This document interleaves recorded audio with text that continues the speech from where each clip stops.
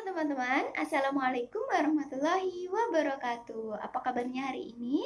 Jawabnya Alhamdulillah, luar biasa, Allahu Akbar. Hari ini Umi Rizky akan membacakan buku cerita untuk teman-teman. Apa ya kira-kira ceritanya? Disimak ya.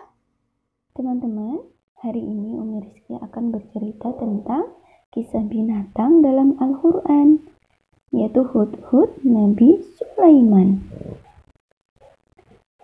Bismillahirrahmanirrahim. Dan dia memeriksa burung-burung lalu berkata, "Mengapa aku tidak melihat Hudhud? Apakah ia termasuk yang tidak hadir? Sungguh aku benar-benar akan mengazabnya dengan azab yang keras, atau benar-benar menyembelihnya. Kecuali jika ia datang kepadaku dengan alasan yang jelas."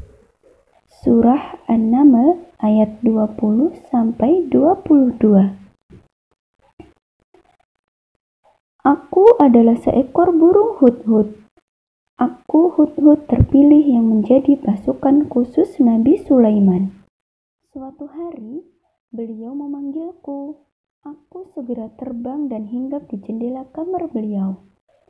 "Hei, Hudhud, mana laporanmu minggu ini?" Kata Nabi Sulaiman. Karena tidak ada yang aneh, aku tidak membuat laporan, kata Hudhud.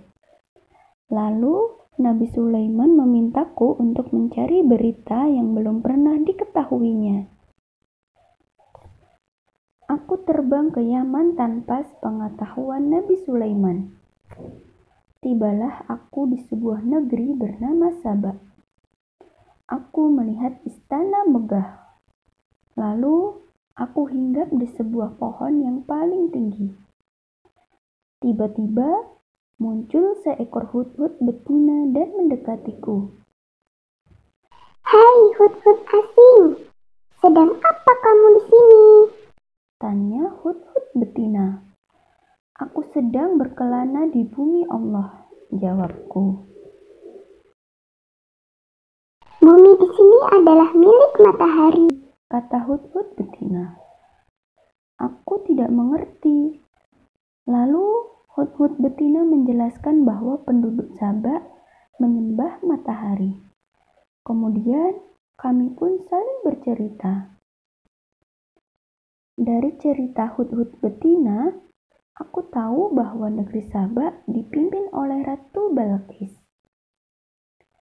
Aku pun tahu jumlah penduduk dan pasukan tentaranya. Tak lama, aku pun pamit untuk pulang. Tiba di istana Sulaiman, puluhan burung menghampiriku. Padahal aku sedang istirahat. "Kemana saja kamu? Nabi Sulaiman marah loh, karena tidak menemukanmu saat pemeriksaan pasukan," kata salah satu burung. Aku segera menghadap Nabi Sulaiman dengan perasaan takut. Lalu aku menceritakan tentang negeri Saba.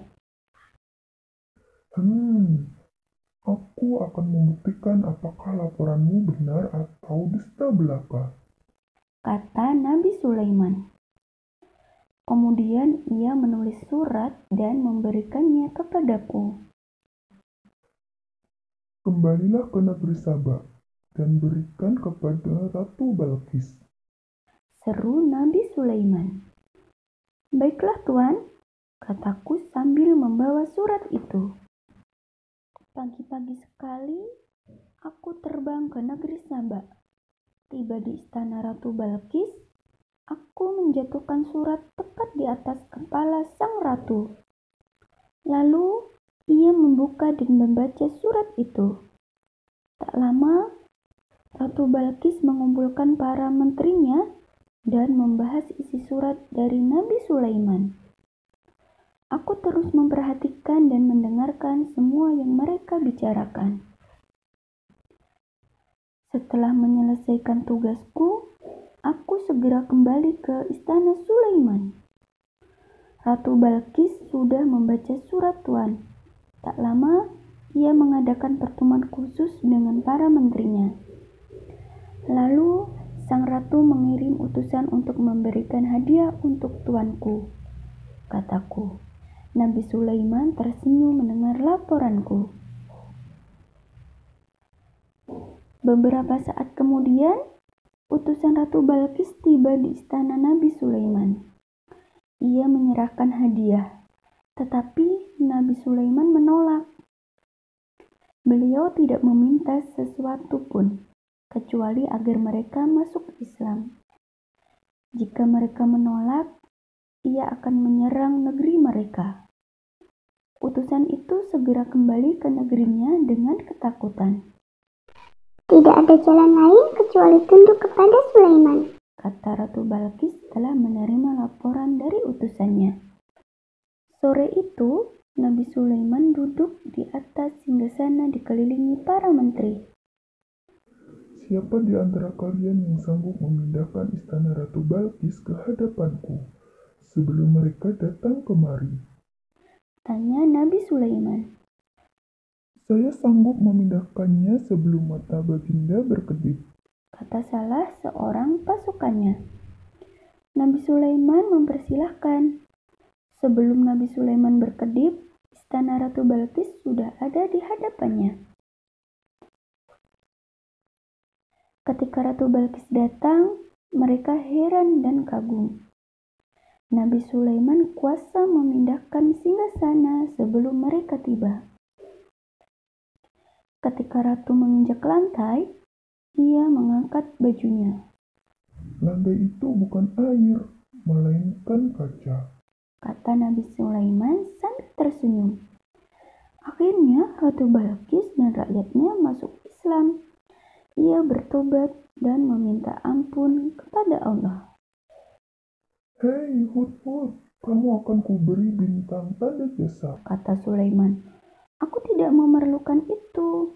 Aku hanya ingin namaku dicatat dalam sejarah agar orang-orang mengetahui kisahku. Sampai hari kiamat, jawabku. Nabi Sulaiman berdoa. Allah mengabulkan doa beliau sehingga namaku disebut dalam Al-Quran. Wah, ceritanya seru ya teman-teman, Masya Allah. Semoga menambah wawasan bagi teman-teman ya.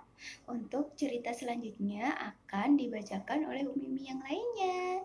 Sampai jumpa ya teman-teman. Assalamualaikum warahmatullahi wabarakatuh.